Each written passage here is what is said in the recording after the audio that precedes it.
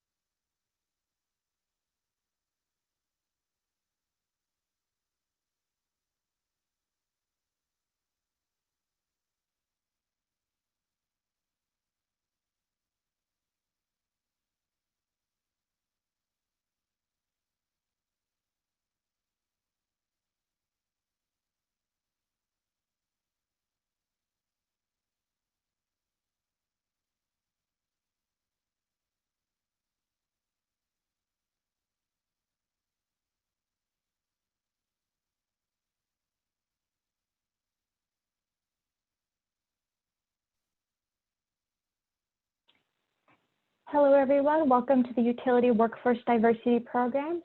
As we are letting people log in, we'll probably wait one more minute and then we'll start the presentations. Thank you.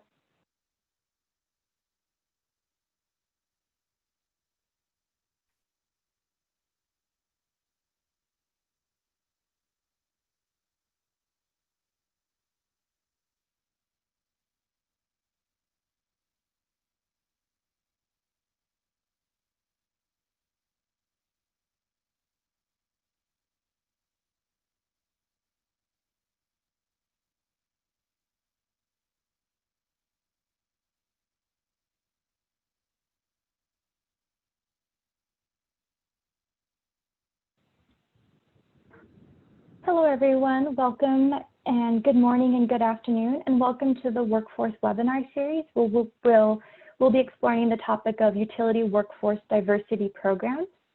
Thank you for joining us today. First off, I just want to thank everyone for taking time out of their schedules to learn more about workforce diversity programs. We believe this is a really important issue, and we have some great utilities here who are excited to share their experience and answer the questions at the end of the presentation. Before we get started with these presentations, I just wanted to run through a couple of logistics with everyone. First off, this webinar is being recorded, so if you do have to jump off early or if you have colleagues that aren't able to attend, I will be sending out the webinar recording, a copy of the webinar slides to everyone that has registered to the webinar, so no need to worry. Second, participants will be in listen-only mode. If you do have a question, we ask that you use the Q&A function on your dashboard. That's in that red box right there. And we'll be monitoring these questions and respond to as many as possible during the Q&A session. If you happen to have any problems, either tech problems or anything like that, you can use the chat function. However, if you do have questions for the speakers, we ask that you use the Q&A function. If during the webinar you are having some audio difficulties and you are listening in from your computer audio, we highly recommend calling into one of these numbers that we have here and be sure to include the webinar ID. I believe that we have copy and pasted the numbers in the chat as well. So if you have any issues with that, then no worries. I do have to note that if you are only calling in through your phone and not with a computer, you unfortunately will not be able to see the slides, but you'll be hearing the presenters present. And so one thing that that our speakers would like to know is just who do we have in the audience. So you should see a poll box pop up on your window. If you don't see a poll window pop up, you can use the chat function. But we just want to know what type of sectors people are in. So we have utility, state or local government, federal government, consultant, academia, educator, and other. And I'll just give people a couple seconds to answer those.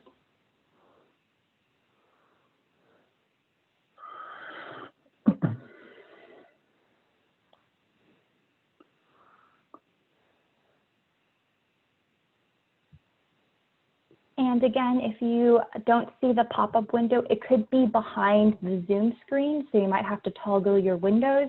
But if it's not popping up for some reason, even if you have dual screens, it might be hiding someplace. You can always just type in your answer into the chat function as well. And I'll give people about 10 more seconds.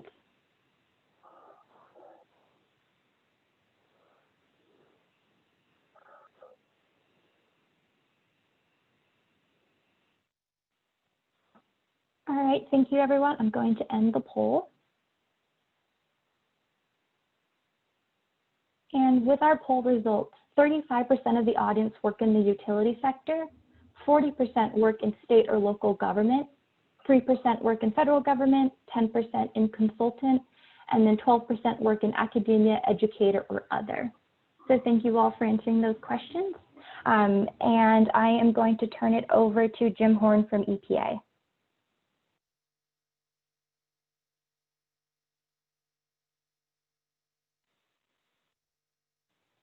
And Jim, if you are talking, you are muted right now. I'm fine, Tori. Can you hear me okay? We can hear you loud and clear, Jim. Okay, thank you so much. So for the record, the lady that was just speaking is named Tori Bahe. You may have heard of her or seen her messages from her. And so Tori, before I get started, I just want to thank you and your partner, Sarah Shadid, for the incredible work you're doing to support us and many others in this whole area of workforce, water workforce. So just thank you so much. There's so many things that Tori and Sarah do every day that I can't list them all, but I just want everybody on this webinar to know who they are and how much I appreciate all their work. So thanks again. So again, hello everybody, and thanks for joining in. My name's Jim Horn. I'm with the Office of Wastewater Management at EPA. I'm the Sustainable Utilities Program Manager. As I like to say, I have a really good job, and the reason that it's so good is I get to work with both water and wastewater utilities from around the country on so many different projects, including things like what we're doing here today. And so it's interesting. I've been at EPA a very long time. Probably longer than I care to admit sometimes, but I love it. I'm a very proud EPA employee and have been for many, many years. In all my time at EPA, and I've been here a long time, this is the first time that our top leadership at EPA has really made it clear how important they think the whole issue of a sustainable water workforce is around the country. And when I say a water workforce, I'm talking primarily about the people that operate in water and wastewater and stormwater systems, or other similar organizations, public organizations. As we all know, utilities these days face huge challenges, not just those brought about most recently through the pandemic, although I certainly wouldn't minimize those in any way, shape, or form.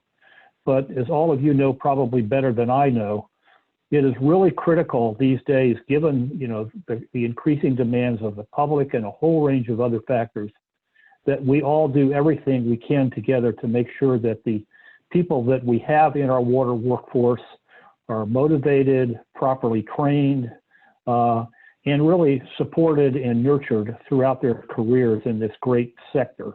It's wonderful to me all the times I've been able to talk to utilities around the country about what they do and promote what they do. And it's amazing, even after all these years, about what a great job you all do. So let me just say thank you on behalf of EPA for that. Here at EPA, we're all about sustainability. Sustainability, or a sustainable utility, as I like to say, is driven by its people. We all know that this is also a technology-heavy sector. There's no doubt about that. And the use of technology will probably, or the importance of technology will probably only grow in the future. That being said, it is still all about the people that come to work every single day, whether there's a pandemic or not a pandemic, whether there's a storm or not a storm, every single day, to make sure that all of us around the country have access to clean and safe water, and that we are protected, and that our way of life that we've come to enjoy in this country over so many years is able to be sustained, including providing services to underrepresented communities around the country who need those services so desperately. So this is a great place to work. Being in the water workforce, as we like to say, should be a career of choice. And we here at EPA consider this to be one of our top priorities going forward. We are in the process of developing what we call a water workforce initiative at the direction of the head of the water program here at EPA, because he, and his name is Dave Ross, has basically said for the record that this is one of his two top priorities, and that's never happened in my career at EPA. So as I like to say, we're all in. And what my office does, working with people like Tori and Sarah and other people here at EPA, is really provide the information to bring people together. We help collaborate, we help bring about collaboration with the national associations, and we like to publicize the great work that's taking place with utilities, not just because it's great work, it is great work, but also to help others learn. So this utility workforce webinar series, and I think we're on our third or fourth, Sarah or Tori, is an ongoing thing. And we have been trying to identify a whole range of topics that we can promote through these webinars, but mostly focused on what utilities are doing in their workforce, what they're doing that others can benefit from and learn from, because this is all about learning and increasing the learning. So today is a very interesting webinar. We have two utilities that are very different in a couple of ways, but so much alike in other ways. The Saco Water Resource Recovery Division in Maine serves a relatively small community in southern Maine, but they really are epitomizing, in my view, the fact that it's not how big you are as a utility, it's what your leadership is like and what your commitment is like to the people that work for you, and how they are brought on board, how they are nurtured, how their careers are nurtured, and how you use that to really provide sort of the highest level service to your customers. And that's really what this is all about. So we'll hear more from folks from Saco in a few minutes. The other utility is much larger utility. In some ways, I guess more diverse. I think that's probably a correct way to say it. But also, I think a utility in a very challenged, I guess it would say, metropolitan area in the Twin Cities that I think we've heard a lot about recently, is really embracing the whole notion of workforce diversity, really looking at ways to serve people or bring people into the organization that have not typically been looked at as potential members of the water workforce. Not just because it's the right thing to do, but because they understand that those people, as well as many others, have so much to contribute to the really high quality of service and high quality of performance that MCES in the Twin Cities has come to be known for. And so it doesn't matter, again, how big you are. It's a matter of sort of what your leadership is, what your commitment is, how you relate to your community, and how you understand your community's needs, and how you look across at the full range of people in your community and see how do we bring people into the workforce that can help make it a great career for them, but also help us as an organization continue to do what we do. So without going by name, I just want to say thank you so much to all of the speakers that you see here. We've got quite a number of them, but that's okay. I wanted to specifically to put their names up there so you know who they are. And again, just as another way to say thank you for all the great work you're doing, and thank you for being on this webinar today. So you'll be hearing from all of these people throughout today's webinar. Next slide, Tori.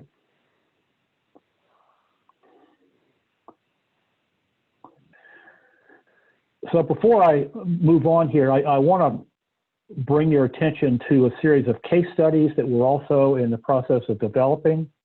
This is a flyer that we've developed just as an information flyer that lists the utilities that are involved in this case study initiative. You can see that Saco is one of those utilities. MCES is not at this point, but I think we're going to learn so much about what they're doing on this webinar. But again, you can see that we've chosen very carefully to make sure that we have a good geographic balance, also include water and wastewater. In each of these case studies, which we are in the process of finishing up and hope to have finished by July or August, really tells a slightly different story, an aspect of that utilities workforce program that we think is worth talking about and sharing with the utility community at large. So I wanted you to see all of the folks that are involved in this. And again, I want to thank Tori and Sarah for their diligence and great work and patience in working with all of these folks. It's a wonderful group of utilities. Each one, again, has a slightly different story, but they're all great stories. And so we are really enjoying working with this group. We are learning so much about what they do. And it's a great way for EPA to really play an important role, kind of a convening and communicating role about the importance of your water workforce, how you build it, how you motivate people, and how you use it really to make sure that you're providing the high level of service. So again, for any of these other utilities that are on the webinar today, thank you so much. We've really enjoyed working with you, and we are working to get these case studies done in the next couple of months. So with that, I'll just turn it back over to Saco, the folks from Saco, to talk about their story as a really high-class utility. And thank everybody again for being on the webinar, and thank you for what you do every day to keep us all clean and safe. Okay, Tori. Hello, folks, and thanks, Jim, for those great introduction. I know we are very excited to be part of this utility workforce diversity webinar. We've got a lot of history in the state of Maine with a lot of folks moving on that we're going to talk about, and we'll get right to it.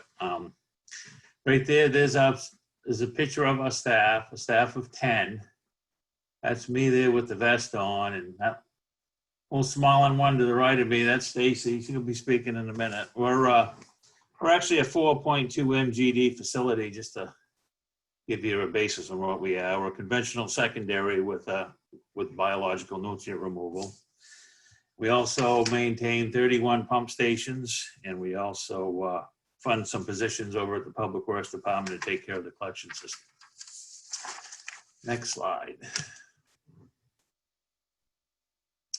City of Saco, some of you folks may know this, but we're located just about 85 miles north of Boston, and it's an attractive destination for tourists. And the COVID thing is really kind of hurting our state a little bit because we depend a lot on the tourist dollars, but neither here nor there. Saco is really a great place. We got beaches right on the Atlantic Ocean and the Saco River, and we do have a historic downtown and shopping district. Next slide, please. So like most utilities, we do have our mission statement that the Water Resource Recovery Department will provide our customers with the highest level of quality services through responsible, sustainable, and creative stewardship of the resources and assets we manage. And we pledge to do this with a productive and talented workforce while always striving for excellence. Next slide, please. So we do utilize an enterprise fund, and for that we like to stick to the triple bottom line, and that is a protection of the health and the well-being of all who live, work, and play within the city.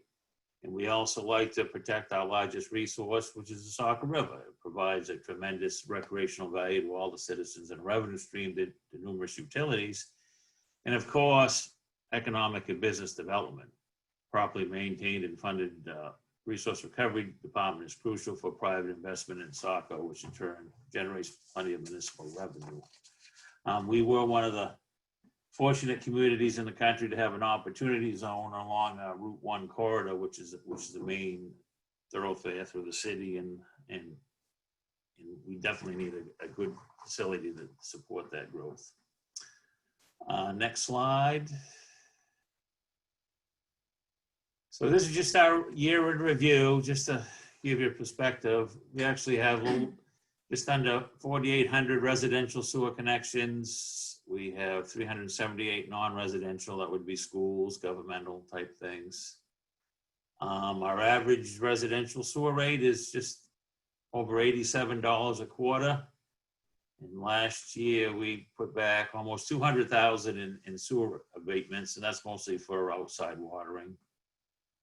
We just did almost 47 inches of rain, treated 770 million gallons.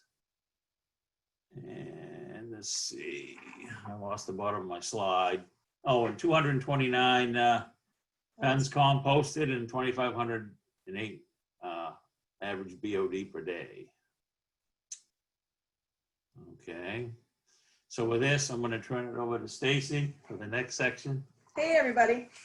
So this is just an overview of the department as we currently stand down here at the treatment plant. I know Howard did mention we do fund a couple positions up at the Public Works. We have the director, Howard, myself, an industrial compliance specialist, an office manager, 3 operators, 2 mechanics, and an instrumentation specialist who is also our master electrician. I'm proud to announce that our average age here is just under 43 years of age, which means I'm just below the average age, although my gray hair doesn't show that, which is great. I think that's a really good age in the current situation of the clean water industry with the gray tsunami, and that we do have definitely somewhat of a younger crew. The average length of service here we're proud of is 12 years. I think that's a good run. We do have some new employees who've replaced people who have moved into a higher position. So they bring down our average just a little bit with the new employee. So there's 10 of us total, 8 of which are men and 2 women. Obviously, you know, going forward in the industry, it would be great to get more women involved. I have noticed as I've gone to conferences, as years go on, that number is definitely growing. So it's something to be looking out for in the future. Next slide, please. So workforce development, I think the why is obviously the most important question, because it's hard to justify doing something without knowing why you're doing it. So these are some of the reasons why we've developed our workforce here.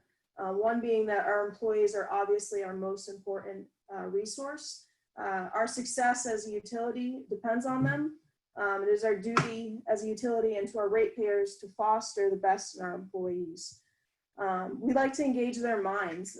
We as humans do not like to be stagnant. We like to be challenged. And I think that getting them involved and having them take new classes, whether it has something to do with their job or not, as long as it has something to do with the clean water industry, is important. Strengthen their skills.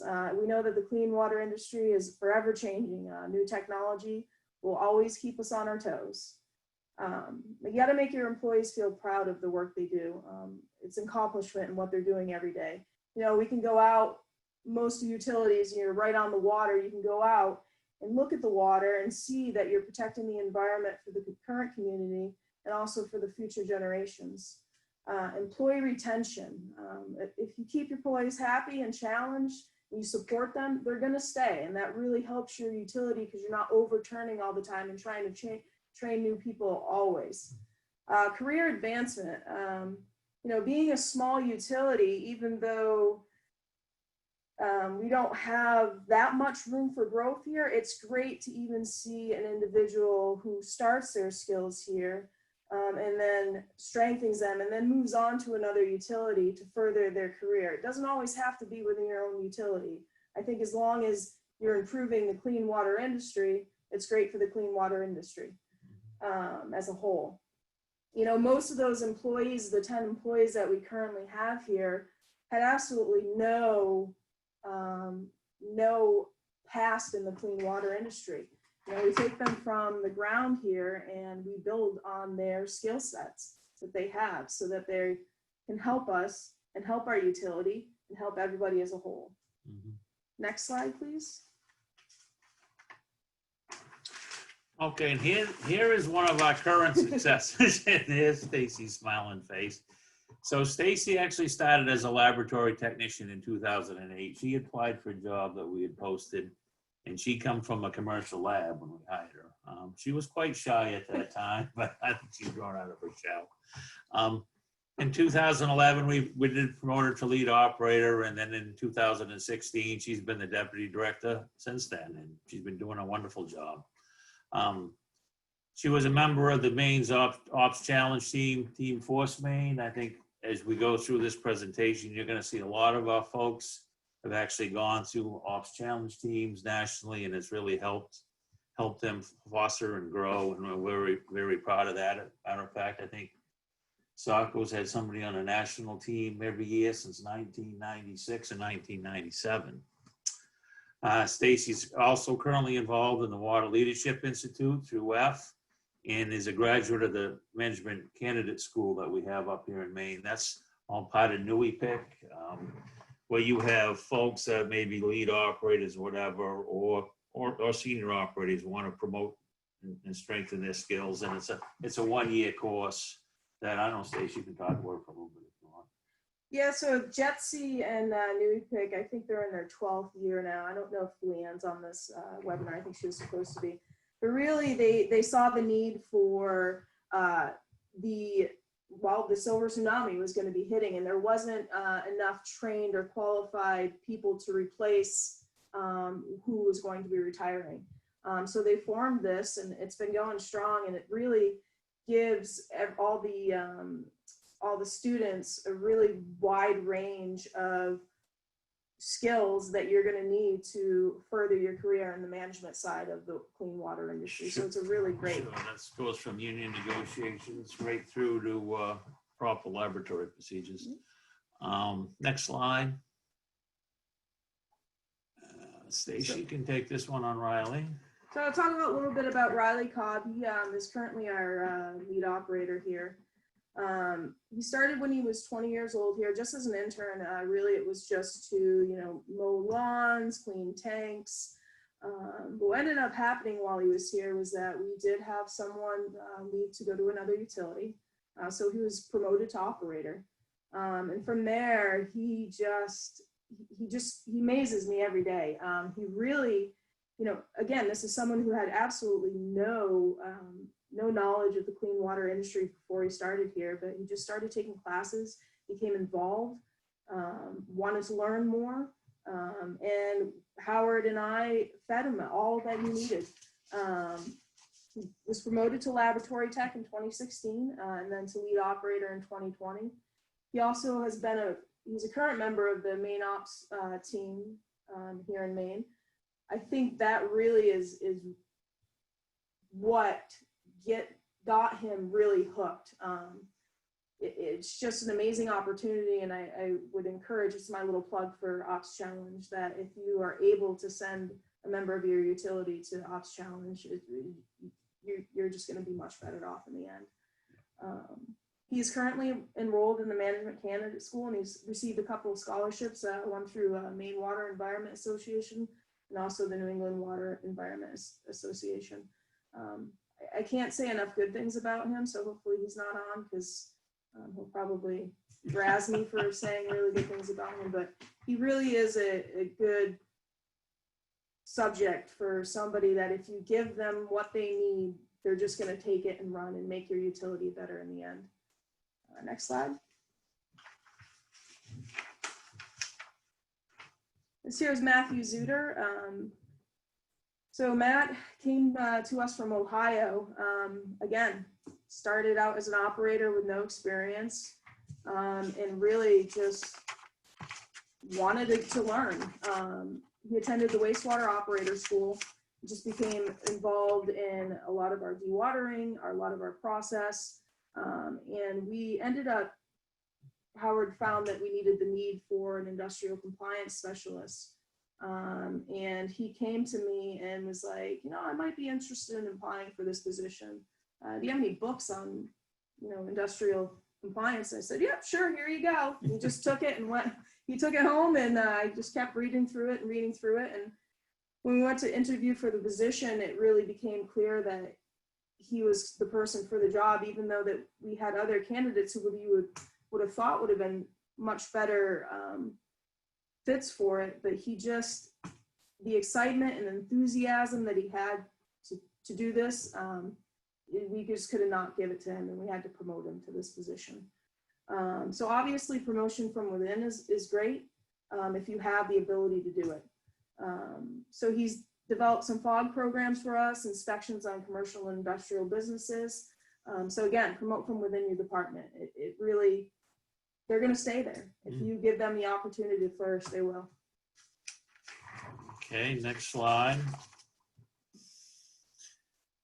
On this one we've highlighted some of the people that have come through the system over the last 20 years or so.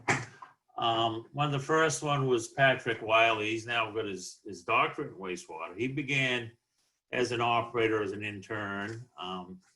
From there, he went out to California, earned his PhD in different wastewater schools and facilities. And most recently, he was the manager at the Portsmouth, New Hampshire wastewater facility. But now they've actually got him, he's currently the director of programming for the water wastewater technology program over the Southern Maine Community College. So Patrick's one we're very proud of. Another one that's come through the system is Brian Cataldo. He had gone to engineering school out in Colorado, came back this way, and we brought him on as an operator in Saco. He did a little stint over at Public Works as a sustainability coordinator. But after leaving here, he got his experience. He moved on to a couple of different local engineering firms, did very well for himself. And now he's a senior project manager out at Synagro. And another local, Andre Brousseau, been here as a lead operator, and he's now the superintendent of the Sanford Sewer Districts. That's one of the big utilities in Maine. And finally, probably our latest one would be Travis Peasley, another one I'm very proud of.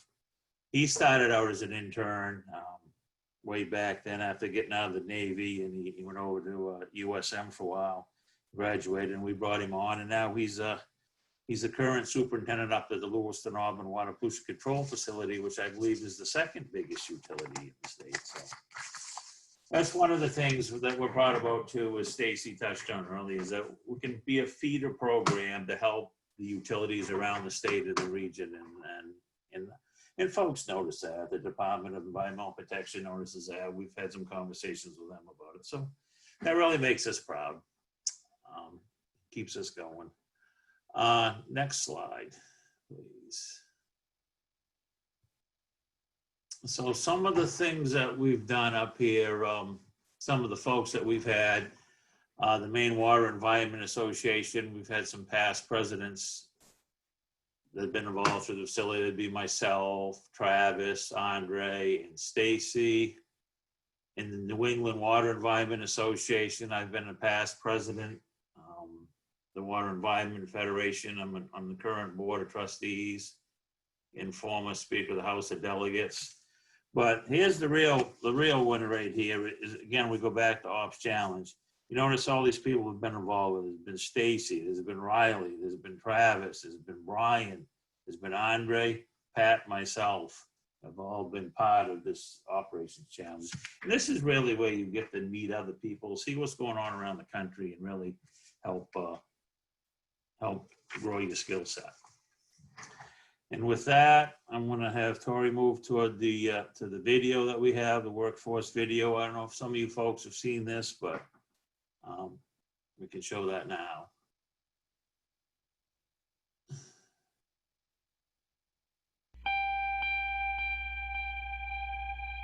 Mainers all over the state use our ocean and rivers for recreation, a food source, and often as a source of income. Protecting these waters is necessary, and professional development helps us to better understand our own process and stay ahead of the changing standards. I'm Matthew Zutter, the Industrial Compliance Specialist for the Saco Water Resource Recovery Department. There's always that here where if you tell someone, hey, I want to spend some time learning about this, the answer is always yes, because it helps us all if, each individual person knows more. When I started working here as the lab technician, I really had no idea that I would eventually become deputy director here. But once I started settling down here, taking classes, and then doing Ops Challenge and doing the management candidate school, it started to obviously pique my interest in what I wanted to do. And I knew that I wanted to further my career and become a manager eventually.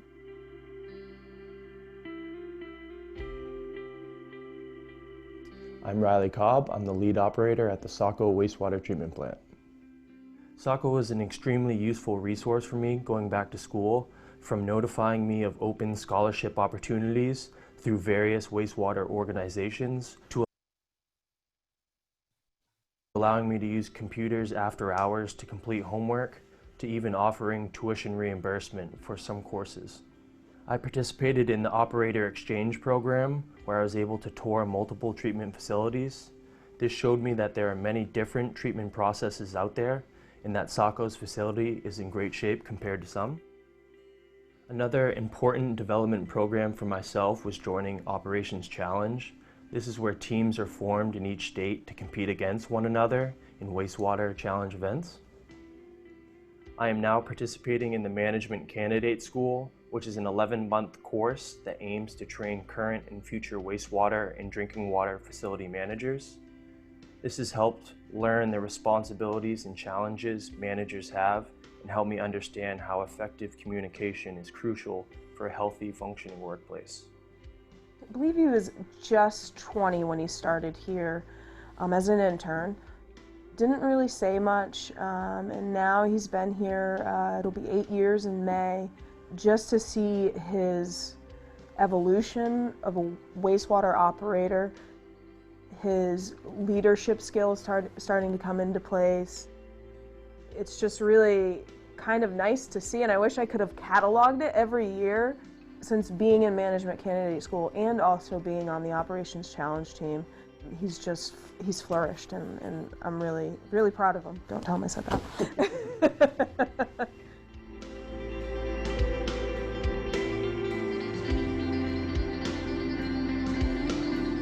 When I came there as an intern, I didn't know what I wanted to do. Howard, right out of the gate, said, hey, this is a field that if you want to grow in, it's actually more exciting. There's more to it than you even realize now. You know, just listening and saying and sort of taking him for his word, I stuck it out for a little bit and started realizing he was onto something, and it really is an awesome field to be in. And there is tons of opportunity in it. I went from working here for 4 years to an upper management position in the second largest plant of the state. You realize the benefit and the value of all of those things they have within their culture, and you can take them and sort of spread them, if you will. It's known regionally and nationally that Saco is sort of a leader with professional development and building that white culture.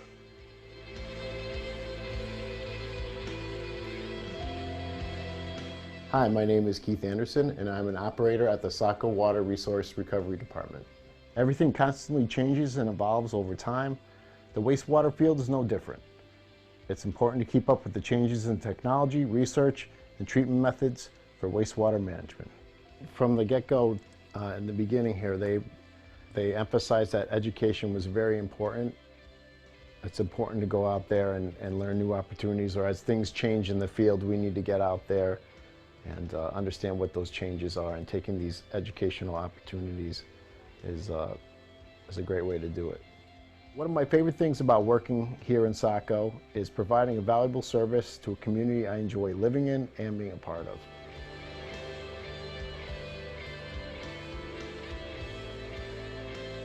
I really would encourage other utilities, if they have the capability of nourishing and making people flourish in the wastewater industry, I would highly recommend it. It really not only benefits your own utility, but will benefit the wastewater, clean water, drinking water industry as a whole.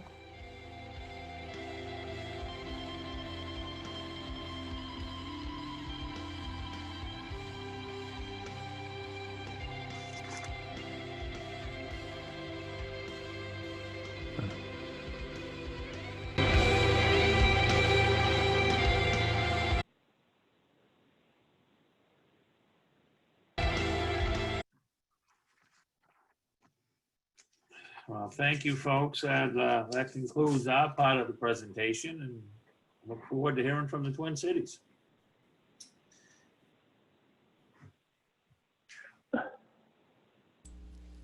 Okay.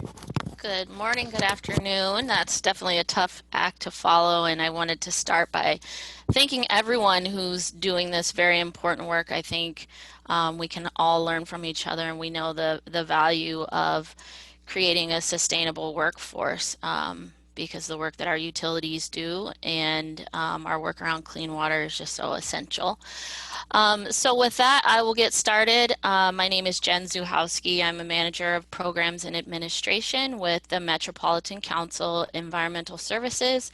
And I have quite a few talented people on the line who will be sharing just a glimpse of some of the diversity workforce initiatives that our organization has put together and we continue to grow. So with that, we can go to the next slide, please.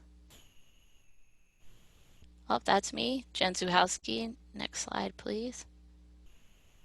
Just a little bit about our utility. We're located in one of the 25 largest metropolitan areas in the United States. Through our 9 wastewater collection and treatment plants, we serve just over 2.6 million people, or roughly 50% of the population in Minnesota. We have over 600 miles of regional sewers, 60 lift stations. We do a multitude of work to include water supply planning and water quality monitoring. Next slide, please. So this piece is really the foundation of a lot of our work.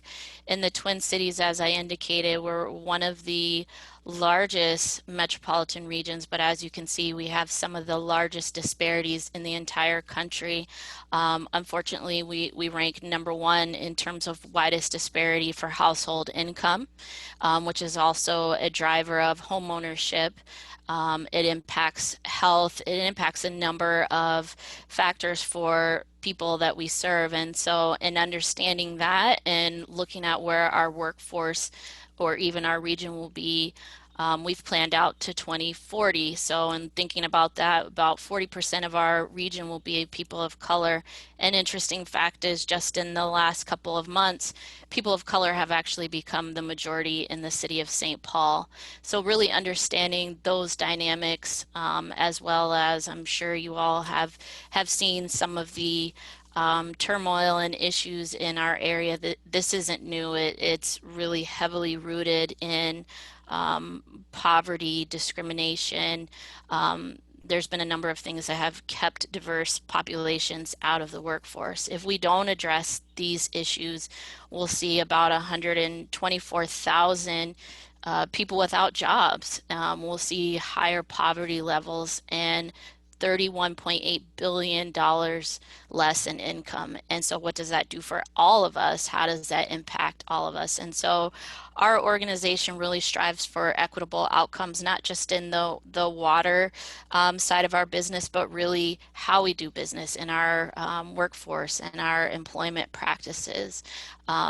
We have a number of strategies that we've utilized and continue to keep on the forefront for addressing these racial disparities.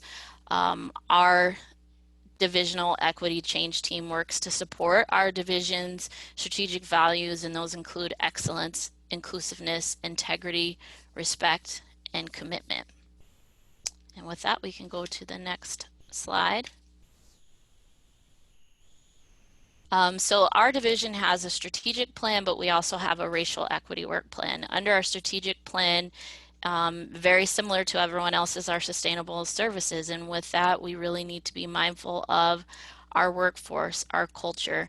We want a workforce that's high performing, that's engaged, that's innovative, competent, motivated, diverse, and definitely with opportunities to grow. So we really have to look at cross collaboration with our human resources, our Office of Equal Opportunity, working with our managers, our staff, and even engaging the community, going out to community organizations and building relationships and partnerships so that we can help bring some of those folks into the organization, help them understand the type of work that we do, as well as careers. Because again, it's not just about how we do business or what we do, but it's the people that we bring into the organization that help us really sustain our work.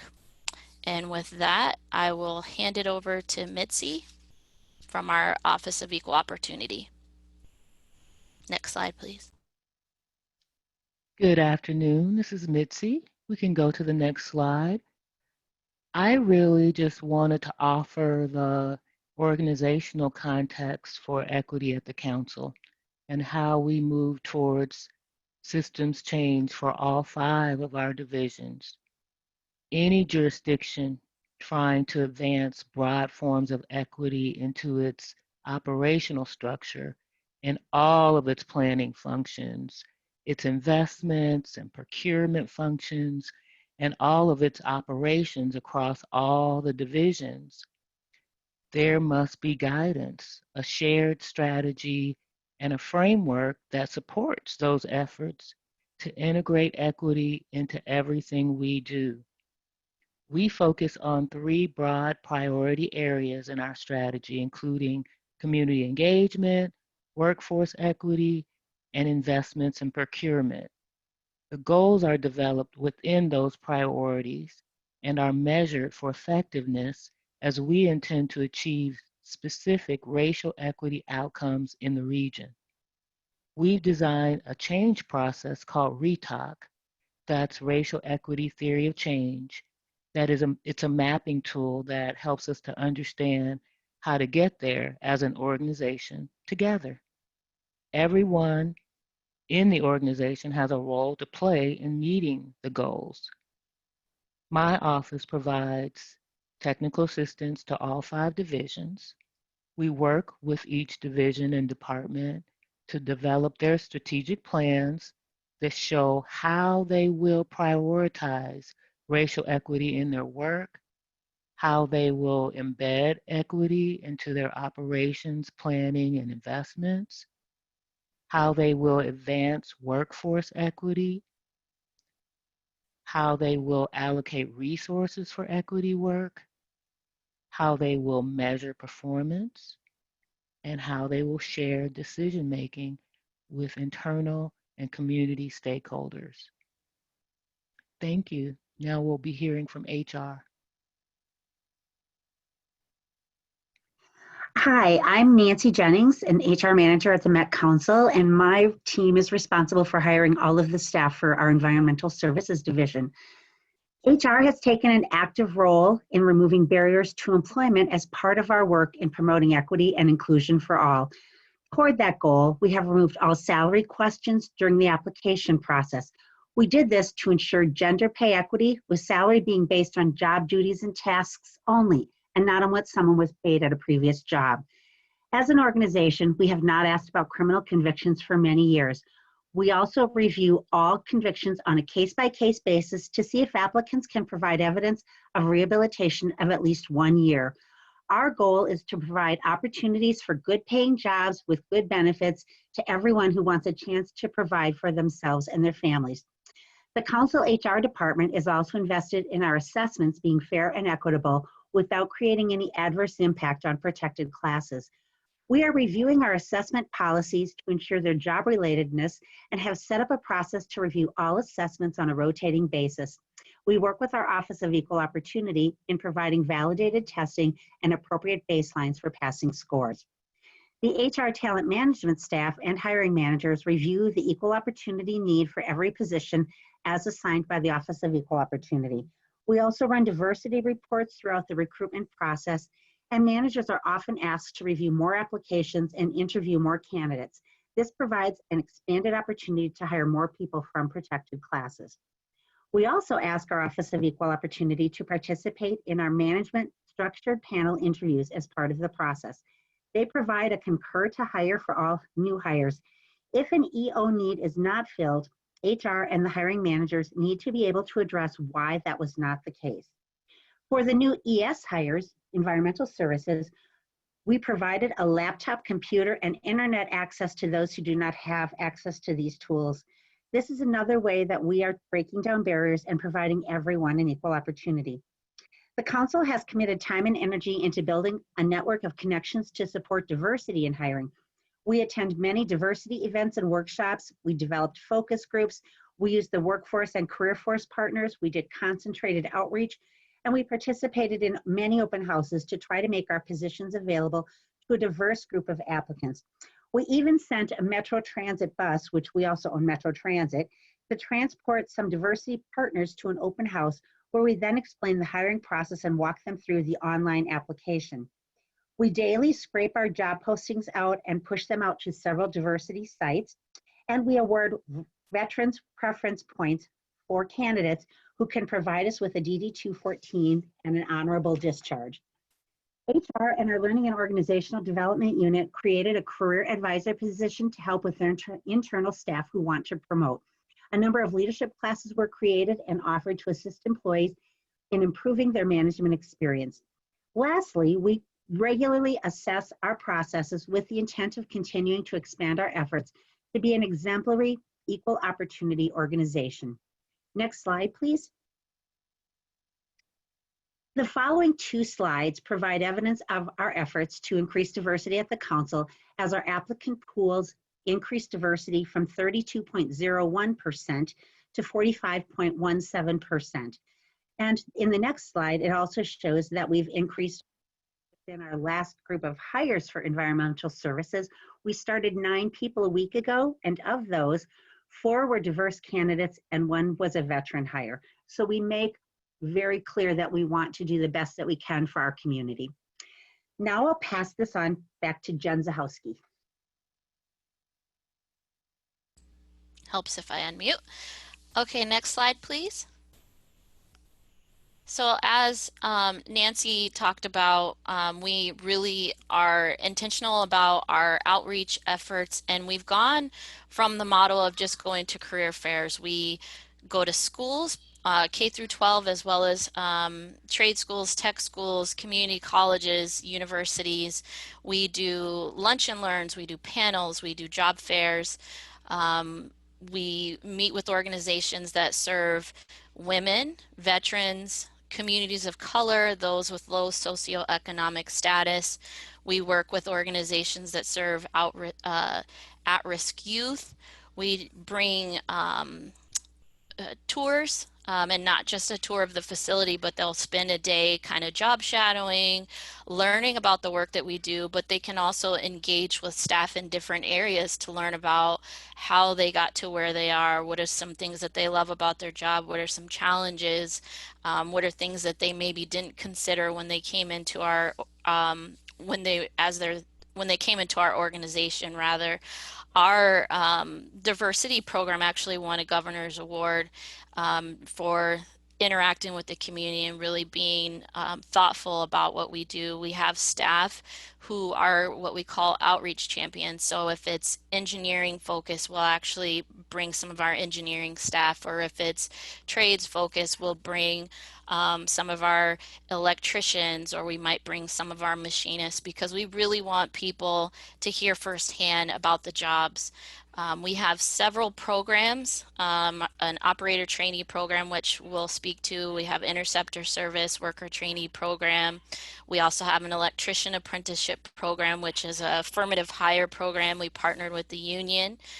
We're building a construction inspector trainee program. We're always exploring ways that we can really look at our minimum qualifications, break down barriers, especially for those difficult to fill positions, and even ones that we may be able to create opportunities with a trainee program. And as Nancy had talked about, with our most recent trainee program, we did do laptops, and we're looking at mentorship, which the other panelists will be able to talk about. One of the key components is providing transportation. We work with a lot of organizations that don't have the transportation, or even some of the schools. It's expensive for some of the schools to fundraise to get buses, or expect parents to pay a fee for a field trip. And so we'll provide the transportation. We also do our outreach during non-conventional hours. So if it's a community organization that runs from 4 to 9, you better believe we're out at that organization after hours. We have laptops, we have staff to answer questions. We do mock interviews. We've even done engagements on the weekends, and it's really about getting out into the communities, talking about the work that we do, but also understanding the needs of the community as well. One of the great things about, as we start bringing in, or continue rather to bring in, diverse populations and even people from our own communities, they have a huge network, and we're able to build relationships and strengthen relationships based on who our employees, maybe their church group or a volunteer position, or maybe they're part of another organization at a university. Our next speaker is going to talk about our internships. We also have a very robust internship program. It's an opportunity, again, for us to engage and educate college students. They can serve up to 2 years, and many of them have no idea about the work that we do, and so they spend time with us doing meaningful work. It's not pushing paper and getting coffee. They're doing projects, and they're out in the field, and they're out in our plants. And so I will hand it over to Suidi.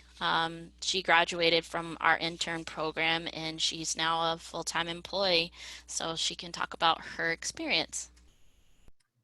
Hi, good morning, good afternoon, everyone. My name is Suidi Hashi, and I'm currently the Associate Community Outreach Coordinator here at Environmental Services.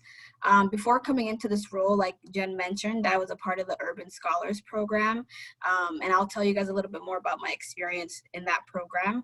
The Urban Scholars Program is a 12-week internship and leadership institute program dedicated to giving college students and upcoming leaders from underrepresented communities the necessary skills needed to enter the workforce. In my 12-week experience, it consisted of my internship placement at Environmental Services, where I worked on a number of workforce development and community outreach projects dedicated to our division's strategic goals. Because of my experience, I was able to get the exposure to work alongside regional organizational leaders and many people across the division.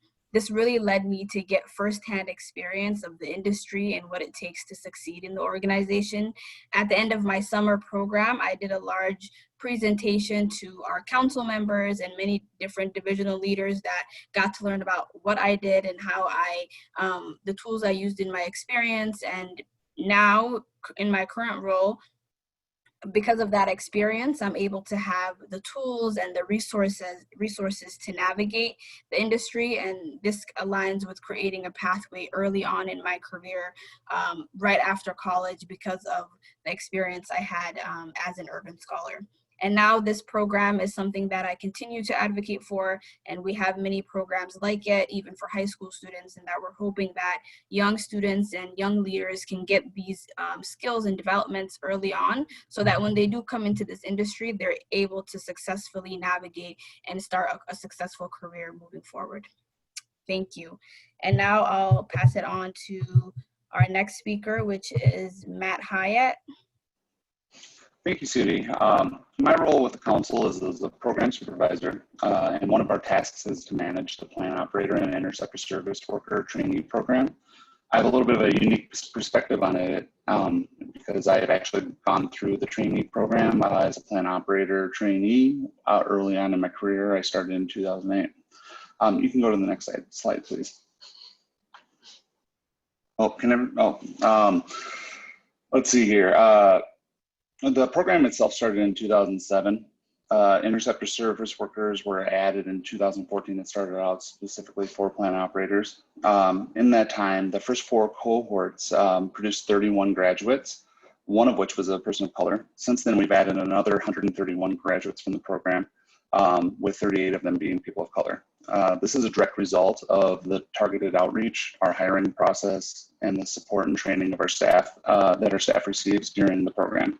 You can go to the next slide. What kind of catalyzes these changes is our ability to provide total training to our trainees. We don't need to turn away highly qualified or capable applicants that need just a little extra help in one area or another. For example, there have been many new hires who've had a need for a refresher in math. We've offered them a self-paced math program to help them get up to speed. And if they need just a little more help, we have a group of process engineers who have served as tutors and offered support to our trainees. The program itself consists of 3 primary components: classroom training, self-study, and on-the-job training.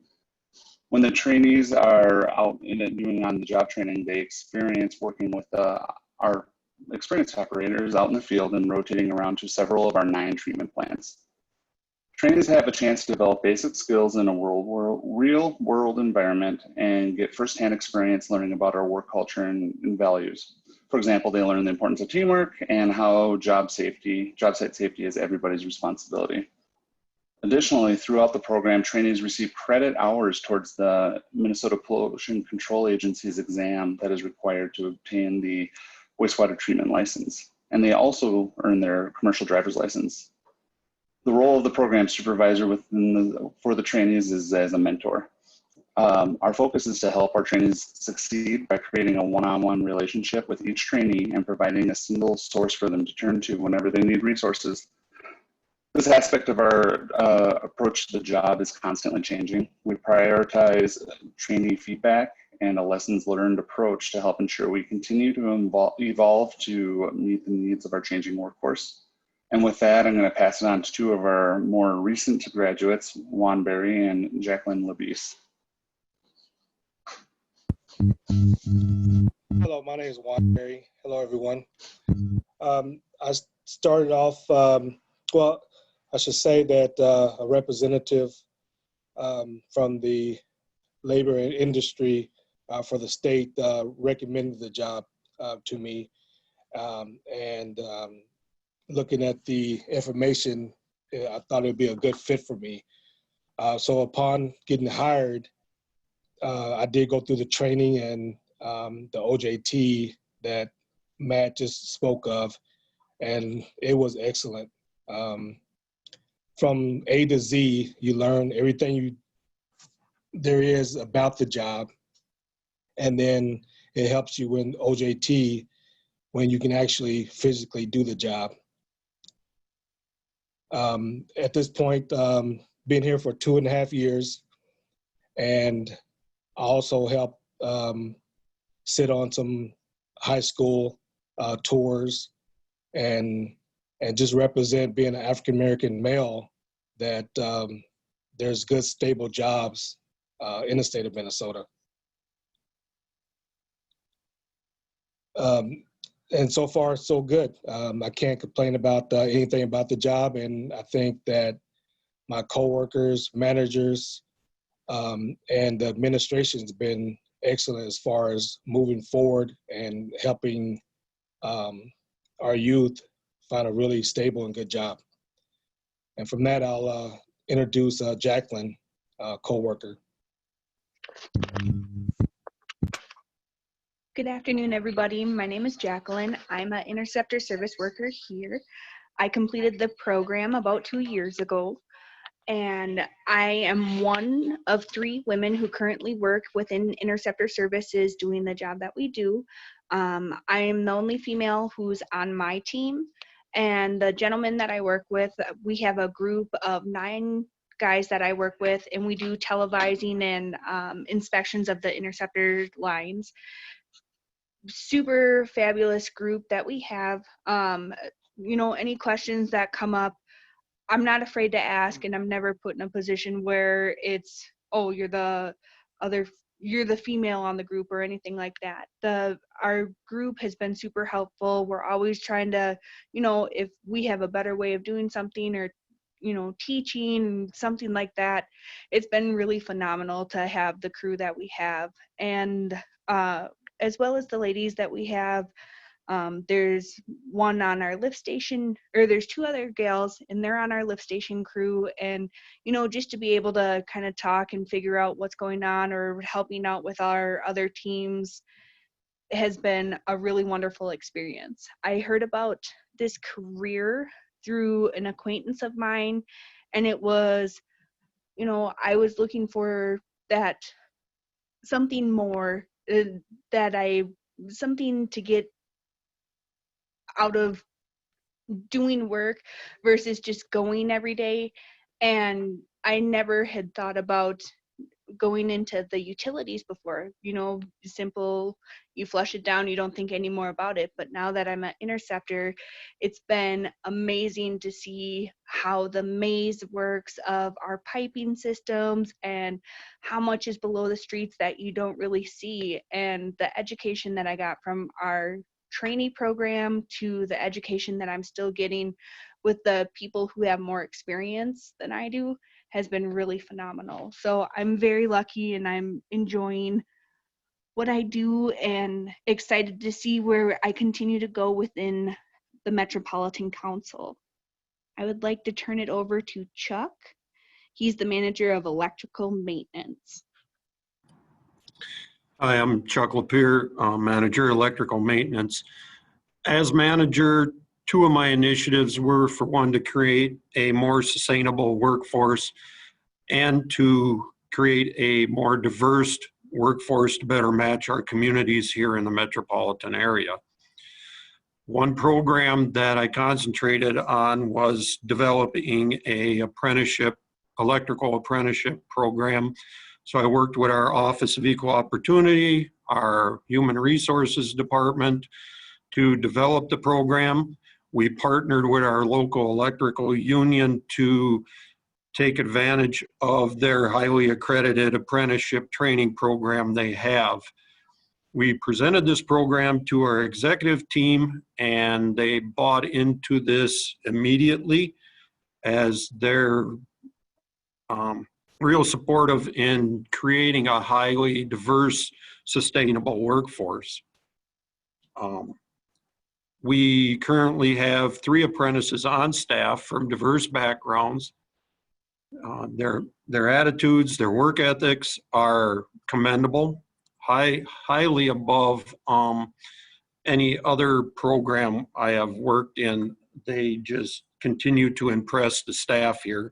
There was some pushback originally for hiring apprentices over journey persons due to the fact that, you know, we can put journeymen to work, we don't have to train them. Apprentices we have to train, we have to mentor, but through their work ethic and their attitudes they brought to the Metropolitan Council, most of them opinions have gone the other way to where I am getting a lot of good feedback to continue this program, to expand this program.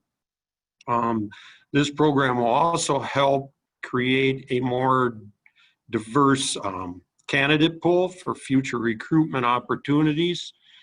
So I am able to expand my workforce using these. It gives us an opportunity to see them in action before we actually make them full-time employees. So we can also ensure that we are hiring candidates that are going to be a positive impact on the Metropolitan Council's workforce. So with that, I will give you one of my outstanding apprentices, Mustafa Chavez. Hi, I'm Mustafa Shabazz. I'm an electrical apprentice, primarily working out of the Metro plant here in St. Paul, but I've also been able to see a few of the other plants around the area. I worked down at the Empire plant for a while. I've made a few runs out to the regional plants, and I'm currently assisting with some new installations down at the Hastings plant. I chose to take this opportunity because I knew that it was going to be a lot different from anything else that I had experienced throughout my journey thus far. Here, I get to see some equipment and methods that I would otherwise only get to see once every 2 weeks in class or read about in textbooks. I also get to see things like motors specifically on a much grander scale than I would at most of the other places that I've worked. A lot of the people I've worked with have also been great with answering questions that I have, as well as letting me actually get involved with the work so I can learn hands-on instead of just watching. I've learned a lot of new things since I've been here, and it's opened my eyes to new topics that I can study and educate myself with to increase my overall value as an electrician going forward. I'm honored to be one of the first in the program to open the door of opportunity for diversity within the workforce for electricians. It resembles what we're doing down at our local right now as well, in attempting to make our workforce reflect the community that we are in, and also letting other minorities like myself know that they can apply for opportunities like this with a fair chance of being accepted, as well as what it takes to get here in the first place. Had I not been given this opportunity, I would not have even known about that this plan existed. I would not have known about wastewater treatment or how any of this work pertained to an electrician. I also would not have known anything about the Met Council or what it does in its entirety. With that, I'm grateful for the chance I was given, and I will definitely remember my experiences here to keep the council in mind when I become eligible to apply in 4 years. Thank you so much, Mustafa. We can go to the next slide. So talking about some of our challenges and successes, and I'll try to be quick here.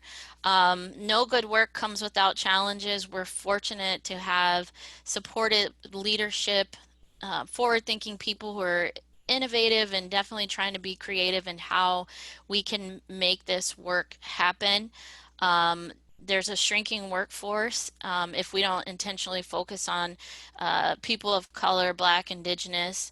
There's incredibly a lack of awareness of our agency, our work, and the perception of working in wastewater treatment.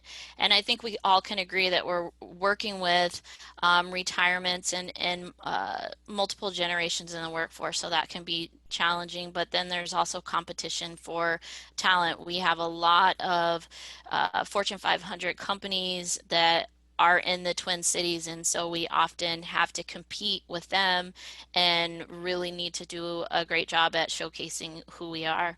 And the last piece, as we see throughout, is overcoming bias in the workplace, helping educate our managers and our staff on the value of this work and breaking down institutional and systemic racism. Next slide, please. So some of the successes, oh, there we go. Again, with a diverse workforce, you see innovation, creativity, you experience knowledge transfer. We have increased retention. Folks are generally liking what they're doing. They're seeing how inclusive our workplace is, and they're seeing that they have opportunities to grow and do great work for our residents. We have improved relationships with our communities, and the ultimate goal of closing those regional workforce gaps. We recognize that this is an ongoing process. We're consistently looking for ways that we can use our existing programs as models, but able to learn from other organizations as well. Next slide, please. There we go. And just some of our ES contacts, our general manager, of course, Lisa Thompson, myself, and Chrissy Goebel. As I said, this is just a glimpse into the work that we're doing. We're happy to share, and we most certainly love to learn from other organizations because, again, there's a lot of innovation and creativity, and this is very important work that we do in terms of wastewater collection and treatment. As Lisa likes to say, this is the only water we're ever going to have, and so we need to be mindful of being good stewards of the resources. And so as we're thinking about sustainable work and the ability for our organizations to thrive, we really need to focus on our workforce. And thank you so much. That's it. That's all we have. Thank you so much, MCES, and thank you so much to Saco. So now we've come to our question and answer period. If you do have a question, we ask that you please submit through the Q&A box, and that allows us to see all the questions at once. So thank you to people who have already done that. And we'll let people type in their questions. We have had a couple of questions pop up during the presentation, so I can start bringing those up in just 1 second. One of our questions that we have, I believe it's for MCES, and specifically probably to Juan and Jacqueline. How long is the plant operator and interceptor service workers program? And a follow-up question to that is, upon graduation, are they guaranteed a full-time job, or are these employees hired from vacancies and then are automatically enrolled in the trainee program? Tori, this is Jen Zuhowski. I can definitely speak to that. So our trainees for our operator and interceptor service worker, they're actually full-fledged employees on day one, so they get all the benefits that other employees have with healthcare, transportation, health and wellness, and they go through the 6-month trainee program, and all of our positions across our organization do have a 6-month probation. So as long as our trainees pass probation, they do go into one of our 9 wastewater treatment plants, and for our interceptors, they go to our regional facilities. So this isn't a program where they go through the program and then we turn them back out into the community. This is you know, we're trying to meet the needs of the organization in terms of plant operators, and so they are employees from day one. Great, thank you so much, Jen. And the next question I have is for Saco. We had a number of questions regarding the management school. And so one of the first questions that we have is the management school an internal management development program, and is it online based? You want to take that one? It's not internal. So JETSI, the Joint Environmental Training Coordinating Committee here in Maine, and NUIPIC, who is the regional kind of mother of JETSI, they've put it on in Maine, and Leanne Hansen is the manager of that. And it is not online, but currently it is, just because of the current situation with COVID. But it is once a month, actually it might be twice a month class for 11 months, followed by a graduation. So we send our— Thank you, Stacey. Yeah. Oh, sorry, go ahead. I said we send our employees to that training. Yeah, it's off-site. Yeah. Great, thank you so much, Stacey and Howard. And the next question that we have is for NCES. The question is, do you track all equity efforts, including racial, gender, age, disabilities, through all levels of the organization? The person notes that a lot of these, they've seen a lot of equity efforts directed only at entry-level positions, but as you move up towards upper management, there seems to be a lack of diversity. So first question, do you track all equity efforts through all levels of the organization? This is Jen again, and Nancy and Mitzi, feel free to chime in, but absolutely. We are a public organization, so we're tied to the same affirmative action plan that most are federally and state. So those are numbers that we track, not just because we have to, but for accountability. And absolutely, we see that across all industries, public and private, that the positions that diverse candidates typically go into are these entry-level positions. And what does our executive teams look like? Are they diverse? But one of the things that's extremely important is the employee retention and your promotion practices. So looking at barriers that might keep these people who are coming in a trainee program, what does their career look like? So Matt, for instance, he has been promoted to a supervisory position, but that is absolutely something that we work on in our division, and we are aware across all the job positions and the different work areas what those numbers look like, so that we can make improvements in those areas. And thank you. This is Nancy, and we do have several programs that are set up for we have Leadership Academy, and we have a couple of other programs where people can be given credit for these classes toward being able to be considered for management roles. And that's also the reason the career advisor position was created too. And she is on my team, and what she does is she works with people that maybe aren't being quite as successful in their efforts to be able to promote up. And so she works with them and helps them to look at what things could they improve on, what do they need interview help, do they need resume help. She works specifically with people that are looking to promote up. So we've done a number of things like that to help our people of color and generally anyone who wants to promote within the organization.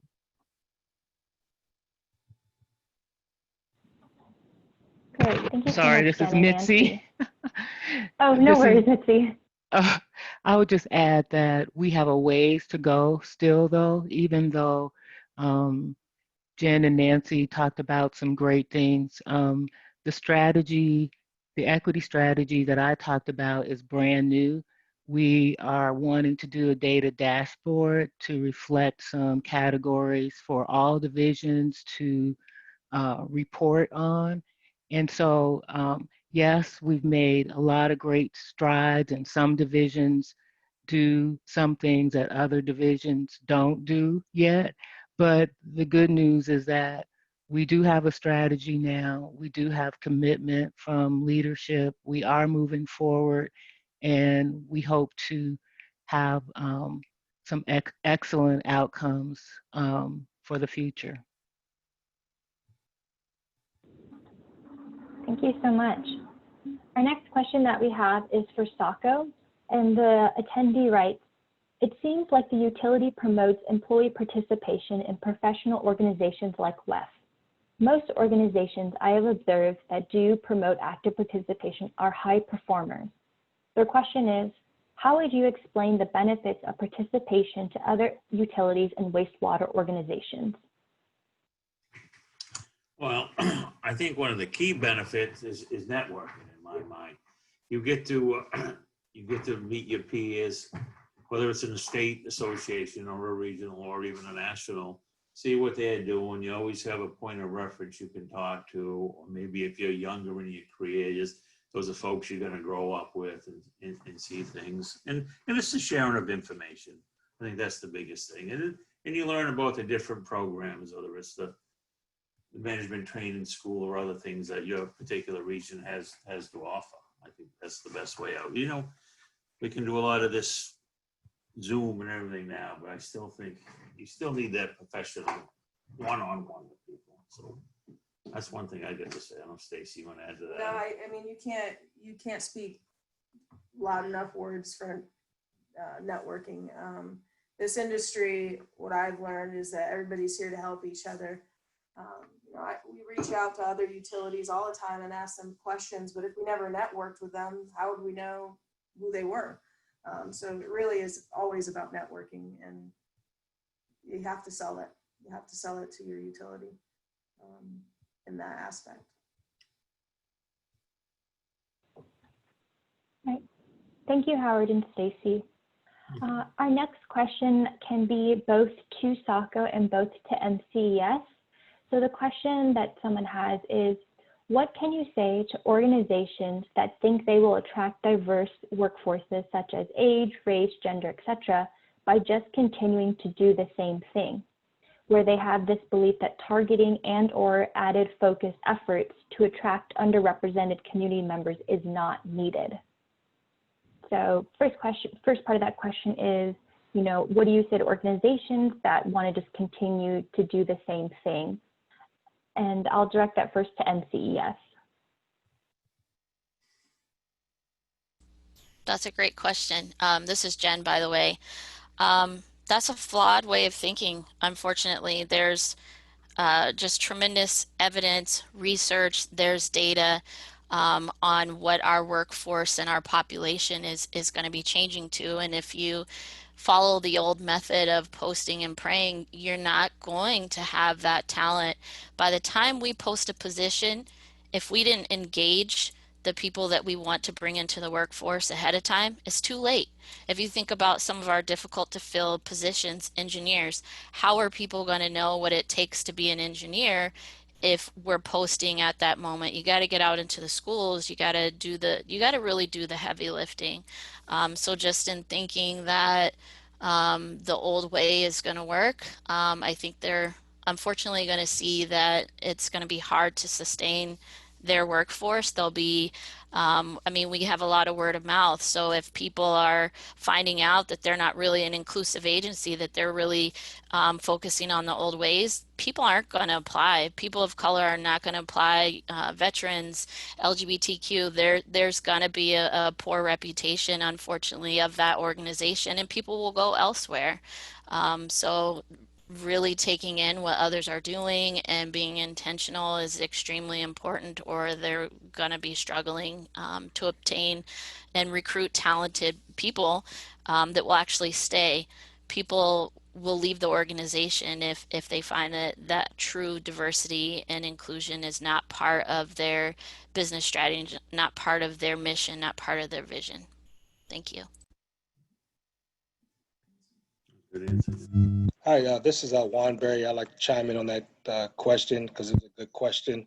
And I believe that, you know, we have to take approach like a domino effect with the women and people of color.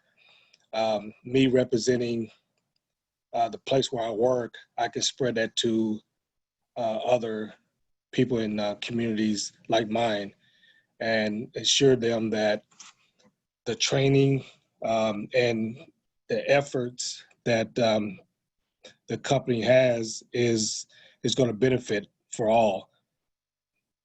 So I think this is a good foundation that's going to work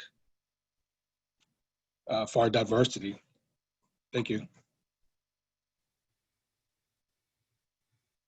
Thank you, Juan, and thank you, Jen.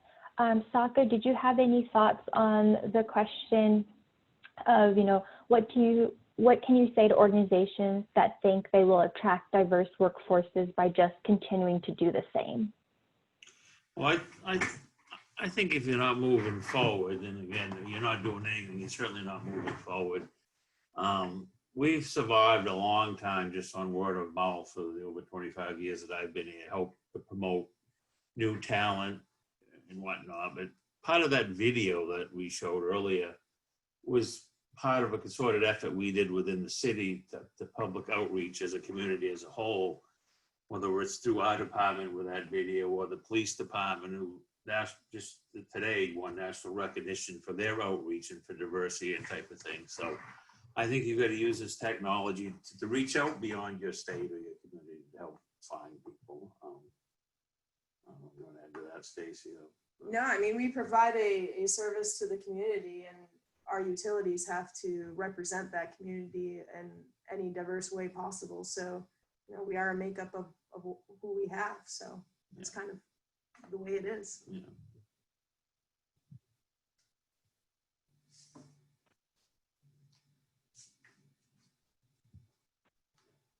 That's all we have. We lost them. I think it froze. Did it freeze? No, yep, you're still there. Tori, if you're speaking, you're on mute.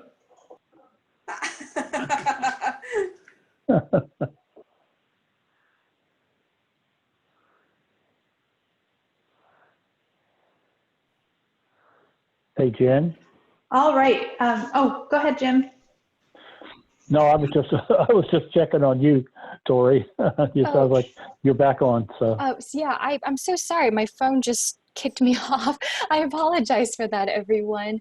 I know that we are coming to time right now, and I know that we had a number of questions that weren't answered, but we have taken notes of these, and we can distribute these questions to the panelists and we can have them answered. Just kind of going over some last minute logistics here as I bring up this closing poll for everyone.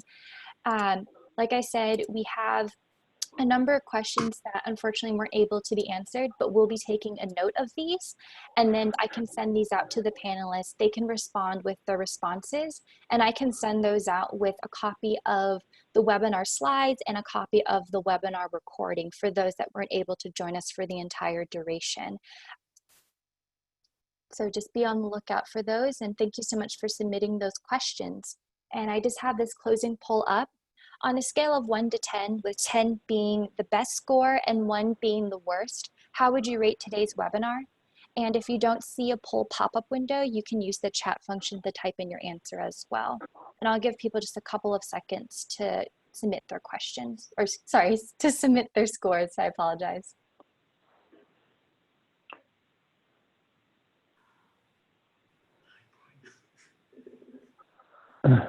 And I'll give everyone about 5 more seconds.